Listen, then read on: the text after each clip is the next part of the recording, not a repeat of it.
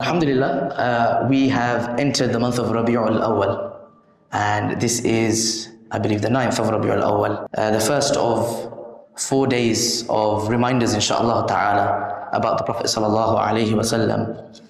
I want to start off with a question, and that is, the Prophet sallallahu alaihi wasallam, we know he was born in the month of Rabiul Awwal.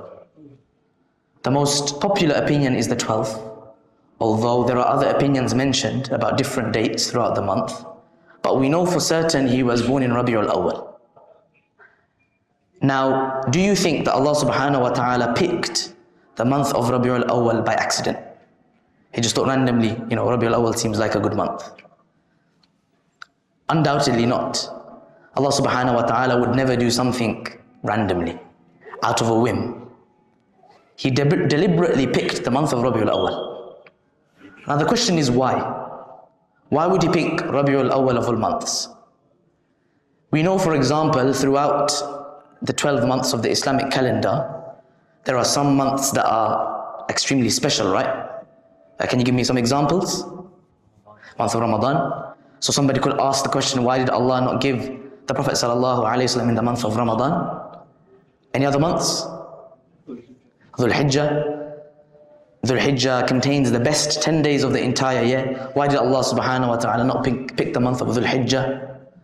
We have, for example, the month of Muharram, one of the sacred months. It has the day of Ashura. We know that on the day of Ashura, so many things happen to so many different prophets.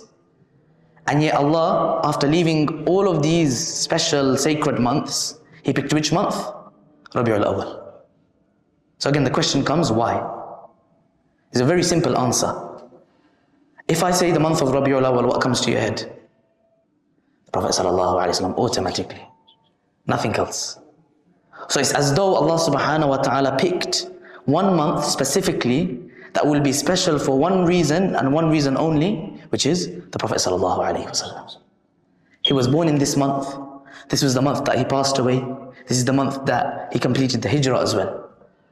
So it's not just the birth of the Prophet sallallahu alaihi wasallam that makes Rabiul Awwal special, but many other significant things happened in the month of Rabiul Awwal. And as such, we pick this month to remind ourselves even more about the Prophet sallallahu alaihi wasallam. My second question to you, inshallah, is, what was the reason that the Prophet sallallahu alaihi wasallam was sent in the first place? Why was the Prophet sallallahu alaihi wasallam sent to humankind, to humanity? Why was he sent? You can give me lots of different answers, I hope. Yes.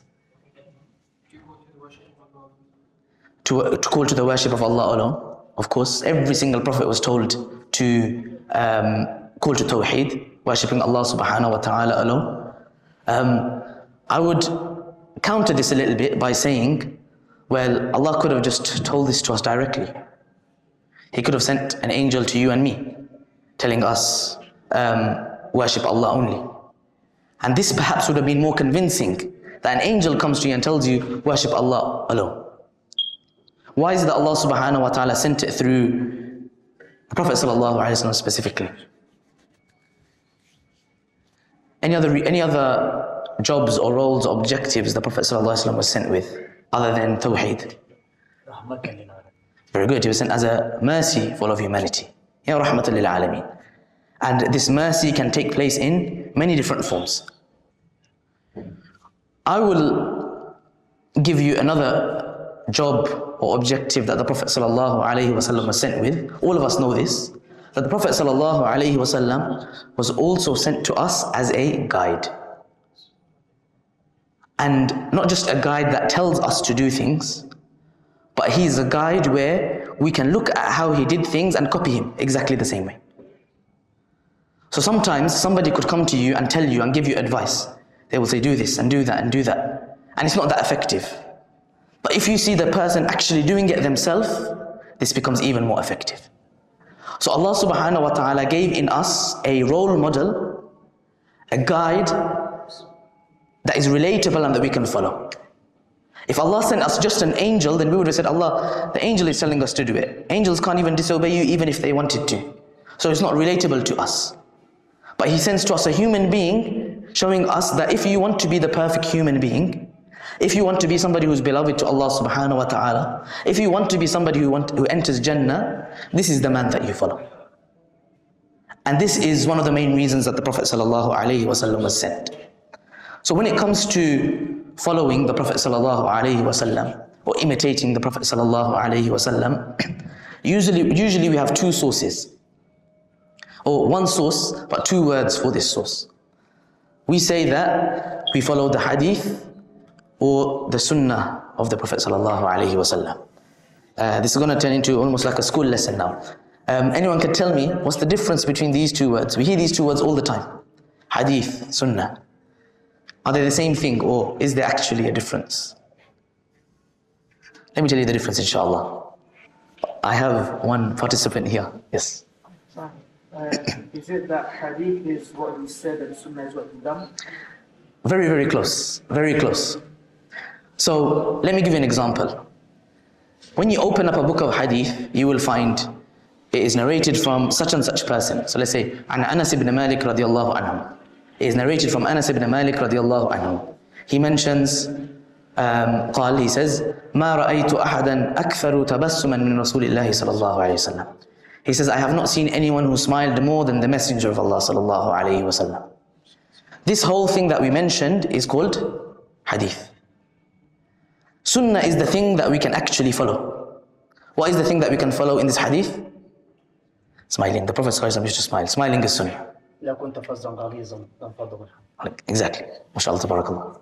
So, if you see a very long narration, you will see that sometimes there's lots of different information. You're not always going to be able to follow every single part of the information. It's still hadith, but the bits that you can follow is the sunnah of the Prophet sallallahu alaihi wasallam.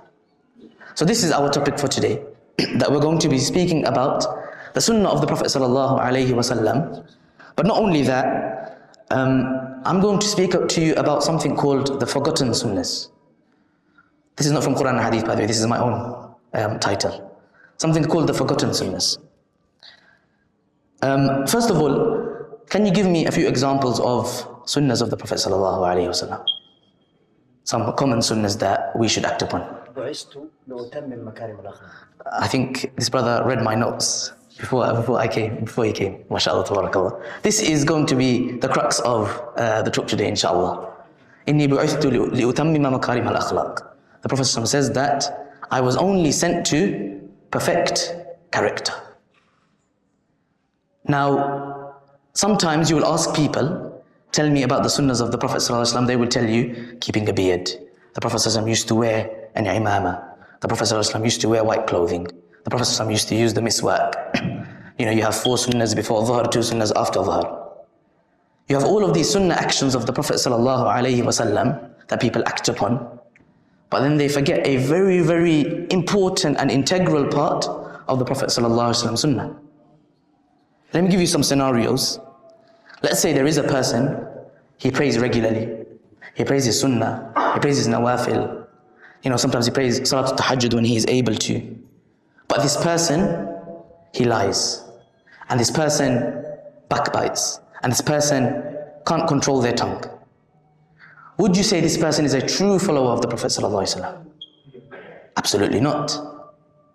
Yes, they're praying and they're doing all of these things, but they're missing out an integral part of being a Muslim and following the Prophet ﷺ, which is using the tongue properly. Another example, somebody, again, they have a long beard. They wear so-called Islamic clothing. This person always has a tasbih in their hand. They're always doing adhkar. But then you see that when this person goes home, they don't treat their wife well. They don't treat their children well. They don't have the right respect for their parents. Would you say this is a person who is a true follower of the sunnah of the Prophet ﷺ? Absolutely not. Similarly, a person fasts Mondays and Thursdays, sunnah of the Prophet ﷺ. They fast Ayyam al-Bid, 13th, 14th and 15th. They give lots of sadaqah and zakah. But this person, they lie during business. They cheat their customers. Again, would you say this is a true follower of the Prophet ﷺ? You would not. So sometimes we focus so much on the ritual acts of worship that we actually forget about an important part, which is the character of the Prophet ﷺ. How important is imitating the character of the Prophet ﷺ, or having good character in general? There is a hadith of the Prophet ﷺ. This narration is quite weak, but in concept it's fine, because it's similar concepts are mentioned in other hadith. In this hadith, Abu Dharr al-Ghifari radiallahu anhu, he is complaining to the Prophet ﷺ that, Ya Rasulullah, that the rich people, they are running away with all of the good deeds. They're running away with all of the good deeds. Why? Because they have wealth, they can give sadaqah, they can do this, they can do that. Us poor people that are not in pursuit of the dunya, we don't have this same opportunity. The Prophet ﷺ, he mentions that, should I not tell you an action that is easy on the back, so it's easy to perform, it doesn't cause difficulty, but it's better, it surpasses any other actions. What does it mean by surpassing any other actions? The scholars, they explain that other than the fara'id, these two actions are the best. The Prophet is going to mention. Other than the fard actions, in comparison to any other non-fard actions, sunnah actions, nafil actions, these two actions are the best. The Prophet ﷺ, he mentions two things. He says that these two actions are طول السمت وحسن الخلق. Long periods of silence and good character. These are not difficult to do, but they weigh very heavily on the good side of your scales. They are much more valuable and much more heavy than ibadah that you can do sometimes. And we have something important as well. Rasul Muhammad said, خيركم لأهله. Yeah, أيوة. خيركم لأهله. Absolutely. Absolutely. Astaghfir Rasulullah. So the brother just mentioned another hadith, which is that the best of you are the best towards your family. And the Prophet says, I am the best towards my family. So character is an integral part of following the sunnah of the Prophet ﷺ. I'm going to give you some examples, some incidents from the seerah of the Prophet ﷺ. Some of my favorite incidents that indicate the character of the Prophet ﷺ.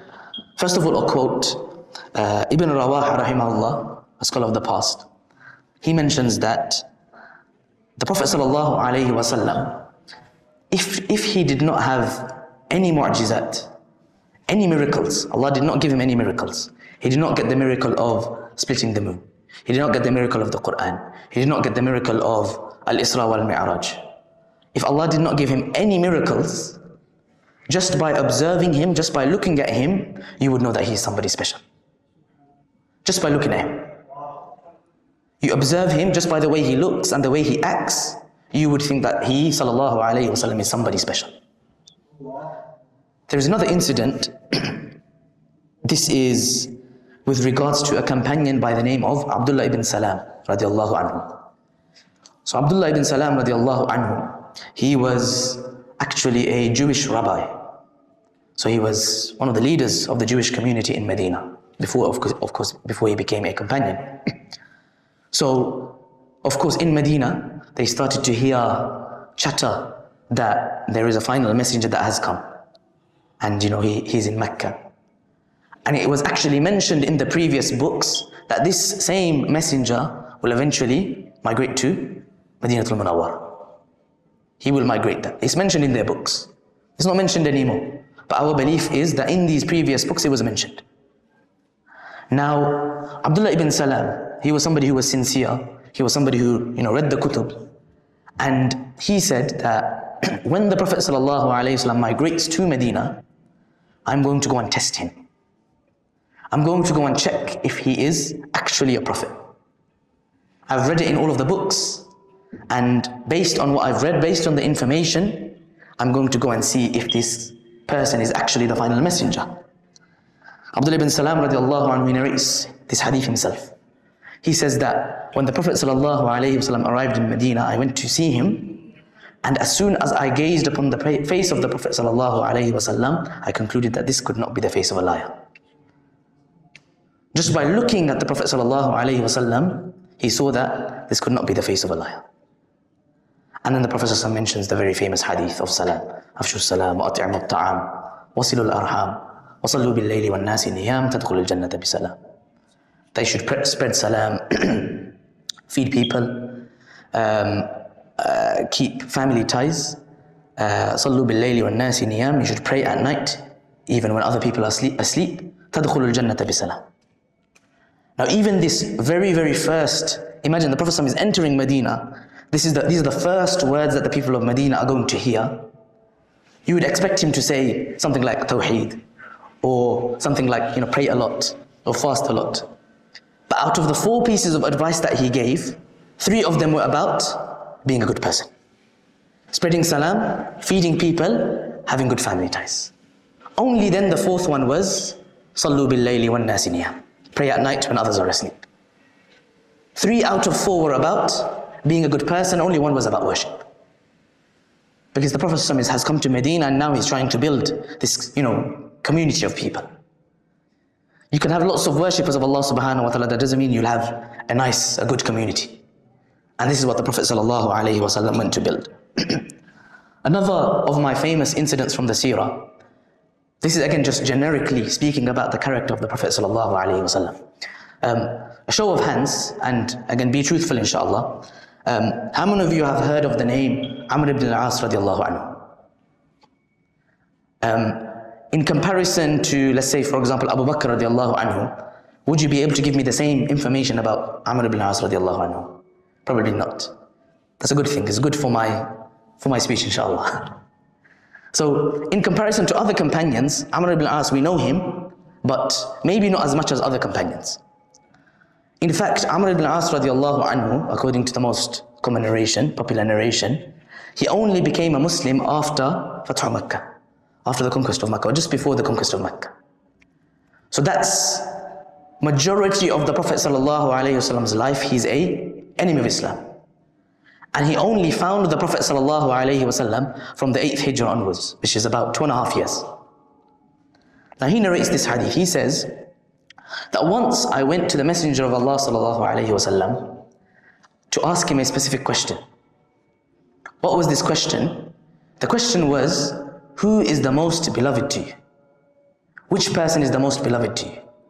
And he says that the reason why I went to ask him the question is because I thought he would answer Amr ibn al-As. Can you imagine? How was the character of the Prophet sallallahu alaihi wasallam, that somebody who was an enemy for that long, who only had the Prophet for about 2.5 years, he thought that if I asked the Prophet this question, who is the most beloved, he's going to answer my name. The Prophet ﷺ, when he heard this question, he said, the most beloved to me is Aisha radiallahu anha. Amr ibn al-As radiallahu anhu, he was a bit thrown off by the answer. He said, okay, the Prophet ﷺ mentioned his wife. This alone, by the way, was something unique. It was seen as a little bit taboo to mention your wife. And the Prophet ﷺ mentioned in front of everyone that the most beloved to me is Aisha radiallahu anha. So he said, Ya Rasulullah, yes, I understand that Aisha radiallahu anha is the most beloved amongst the women, but what about the men? Meaning if Aisha is the most beloved amongst the women, then surely I must be the most beloved amongst the men.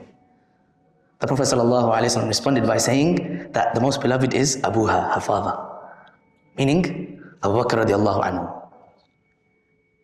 Amr ibn al-As, he didn't finish there. He said, okay, if Abu Bakr is first, then maybe I'm second. So then who's next? Umar radiallahu anhu, Uthman radiallahu anhu, Ali radiallahu anhu. And then he said, I stopped asking just in case, my name didn't come up in the list. But can you imagine how beloved he must have been to the people? How his character must have been. And this Amr ibn al-As radiallahu anhu is not the only one, by the way. Anyone who went to the Prophet ﷺ thought that I was the most beloved to him. How must the character of the Prophet ﷺ have been that this is how the people's reaction was towards him? I also mentioned the hadith of Anas radiallahu ta'ala anhu, and I just want us to ponder over it a moment, which is that he mentioned, I have never seen anyone who smiled more than the Messenger of Allah sallallahu alaihi wasallam. Okay? So there's obviously a difference between smiling and laughing. Smiling means you're always approachable. If somebody is smiling, automatically you know that this is a person that I can go to. This is not the same thing as somebody who laughs and jokes all the time. This is obviously not a very good quality to have if you do it all the time. But the Prophet ﷺ, he was known to be somebody who smiled all the time. Now, based on our understanding of the seerah, did the Prophet ﷺ have a easy life or a difficult life? How difficult? A very difficult life. It's not an easy life. The Prophet ﷺ, when he not even became a prophet, let's start from his childhood. The Prophet ﷺ lost his father when? Before he was born. Yeah. He lost his mother at the age of 6. Yeah. He lost his grandfather at the age of 8. By the age of 8, he had already been orphaned 3 times. He grew up as an orphan. The Prophet ﷺ did not grow up, surrounded by wealth. The Prophet ﷺ, when he became a prophet, when he gave public da'wah, what was the response from the Quraysh? It was the worst of abuse. The abuse that the Prophet ﷺ got was extreme. The Prophet ﷺ was verbally insulted. The Prophet ﷺ was slandered. They would call him a madman. They would call him a poet. They would call him a sahir, somebody who's a magician. They would call him a kahin, somebody who's a fortune teller. They would make the worst lies about the Prophet ﷺ. An incident just came to mind. Let me mention this. This is again one of my favorite incidents in the seerah. Just some of these side stories. We know that they used to call the Prophet ﷺ all of these bad names, right?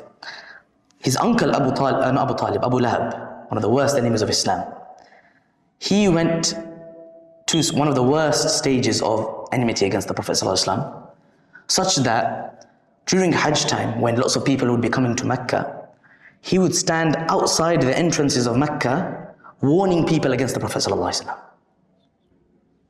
And this is the uncle of the Prophet ﷺ. So he would stand outside of the entrances of Mecca and he would warn people, oh, by the way, there's such and such person called Muhammad, don't go near him, he's a madman, or he's this, or he's that. So one day a group was coming into Mecca and this is what he was doing. He told them, look, this person is a madman, don't go near him. And one of the people in this group was a doctor. And he said, is he a madman? Let me go and see if I can fix him. So he went to the Prophet ﷺ and he said, such and such person told me that you are a madman and I'm here to try and fix you. The Prophet ﷺ, he said, no, I'm not a madman. I'm a prophet of Allah subhanahu wa ta'ala. I have come, with a message from Allah subhanahu wa ta'ala. He's given me a message to give to mankind. This man, he said, what is this message? The Prophet ﷺ began what we call khutbatul haja. So the Arabic bit at the beginning that the Imams recite. نَحْمَدُهُ وَنَسْتَعِينُهُ وَنَسْتَغْفِرُهُ. The Prophet ﷺ began the khutbatul haja. Before he could even begin his message, this man said, you're definitely a messenger of Allah ﷺ. So from his uncle trying to get him to move away from him because he's a madman, he ended up listening to the Prophet ﷺ and accepting Islam. So we were saying that the Prophet ﷺ, he lived a very difficult life. There are so many other things we can mention. The Prophet ﷺ, he lived how many years in Medina? How many years was he in Medina for? 10 years, right? In the 10 years, can anyone tell me how many military expeditions or battles did the Prophet ﷺ take part in these 10 years? Have a guess. Everyone's going through the names now, right? Yes, 7. Hafizul here taught us Sahih Bukhari. At the very beginning of Sahih Bukhari, I think Imam Bukhari mentions 17 or 19, is that correct? 19. 19 military expeditions. In 27, finally according to Ibn Sa'ad, 27. 27. 27, mashallah. So let's say between 19 and 27, in how many years? 19 to 27 within a span of 10 years. That means every few months the Prophet ﷺ was engaging in a military expedition of some sort, or was sending somebody away. The Prophet ﷺ, can somebody tell me how many children he had? 7 children, 4 daughters, 3 sons. Out of these 7 children, how many of them passed away before the Prophet ﷺ? 6 of them. Can you imagine a father who had to bury 6 out of his 7 children with his own hands? And only Fatima radiallahu anha outlived the Prophet sallallahu alayhi wasallam. Exactly. If you add Ibrahim and Muhammad, another. So, the Prophet sallallahu alayhi wasallam lived a very difficult life. If he walked around with a frown on his face, could anyone blame him? No. And yet, we hear, مَا رَأَيْتُ أَحَدًا أَكْثَرُ تَبَسُّمًا مِنْ رَسُولِ اللَّهِ صلى الله عليه وسلم. That no one smiled more than the Prophet sallallahu alayhi wasallam. For us, Monday morning, if anyone uses public transport, have a look at people's faces. Monday morning, why? Everyone's face is a frown. I have to go to work today. And look at how much the Prophet ﷺ went through, and when you approached him, you would never see that he was in this situation. Now, moving on to another aspect, inshallah ta'ala, very quickly. And this is the one I will end with, bi'idhnillahi ta'ala. Another aspect of the Prophet ﷺ, you can pick any aspect of his character, and we could talk about it for hours. But I want to pick specifically the speech of the Prophet ﷺ. How did the Prophet ﷺ speak? The number one characteristic of the Prophet ﷺ with his speech is, of course, that he ﷺ always spoke the truth. He was known as As-Sadiq Al-Amin, the truthful one and the trustworthy one. In order for a person to have these titles and be given these qualities, this means this is a person that has never told a single lie in his life. And when it comes to telling lies or your character or your dignity, it only takes one lie to take away all your dignity. If you tell a person a lie a single time, every single time you tell them something, they will always think that he lied to me on such and such a day about such and such thing. This is how vital it is for a Muslim to imitate the Prophet ﷺ in this and always speak the truth. There are obviously certain situations where you're allowed to tell white lies for the betterment of society and so on and so forth. But in general, the rule is you always speak the truth. How truthful was the Prophet ﷺ? When the Prophet ﷺ was instructed to give public da'wah, so it was private for the first 2.5-3 years. And then when he was instructed to give public da'wah, he went onto Mount Safa, and then he called the people of Mecca, tribe by tribe. And he said to them, if I was to tell you that behind this mountain there is an army that is getting ready to attack you, would you believe me? They said, 100% we would believe you. There is no reason for us to doubt. Even without verifying the information, we would collect our arms and we'll get ready to fight. This is the relationship that preceded, the reputation that preceded the Prophet ﷺ and how truthful he was. In terms of his trustworthiness, we know that the Prophet ﷺ, the people of Mecca would entrust him with their wealth. There were no bank accounts back then. There was no guarantee that you could keep your wealth safely. So they would entrust their wealth with who? The Prophet ﷺ. To such an extent that when the Prophet ﷺ went on the hijrah, who did he leave behind in his place? Ali radiallahu anhu. So he went with Abu Bakr radiallahu anhu, he left Ali radiallahu anhu in his place. And one of the main reasons was obviously as a decoy, but also because there are some people who have left their wealth with me, you have to make sure you return that wealth.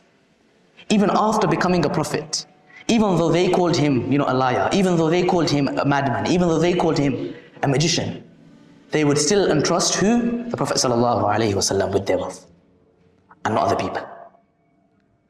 This is the reputation and the character that the Prophet ﷺ had. When it comes to the speech of the Prophet ﷺ, even when the Prophet ﷺ would tell a joke, when he would mention a joke, even then he would speak the truth.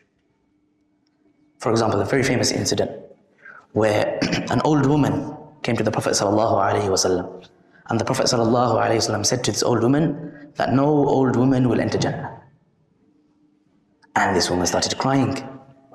The Prophet ﷺ, he has, given me a seal of Jahannam, that no old woman will enter Jannah. The Prophet ﷺ, he started laughing and he responded by saying, the reason I say this is because no old people will enter Jannah. Allah subhanahu wa ta'ala will make everyone young and then enter them into Jannah. So although he was telling a joke, it was only the truth. So even from the way that the Prophet ﷺ would tell jokes, even from this, we can take sunnah. That when we tell a joke, it shouldn't be made up. It should be the truth. When we tell a joke, it shouldn't be in expense of somebody else. It shouldn't be insulting somebody else. So there's so much that we can take just from this. Another incident that I will mention, and this is what I will end with bi'idhnillahi ta'ala. This is that the Prophet ﷺ, he was never seen to use bad or obscene language.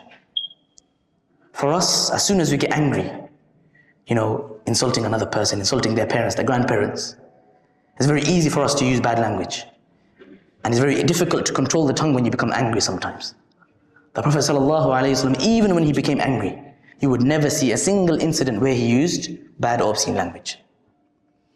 One of my favorite incidents from the seerah is, once he was walking with Aisha radiallahu anha, and there were a few Jewish people that were passing him. And the Jews, they used to like to play a joke on the Prophet ﷺ, or they thought it was a joke, where instead of saying Assalamu alaikum, they would drop the lam and they would say Assalamu alaikum. So Assalamu alaikum, it means, what does it mean? Peace be upon you. If you drop the lam and you say Assalamu alaikum, it means poison upon you, death upon you. So they thought, this is a funny joke. I wish death upon the Prophet ﷺ, he's going to wish me back peace. So Aisha and the Prophet ﷺ are walking, and the Jewish people, they said Assalamu alaikum to the Prophet ﷺ, and the Prophet ﷺ responded by saying Wa alaikum, and on you too. Meaning, if you wished peace upon me, peace upon you too. If you wish death upon me, then that upon you too.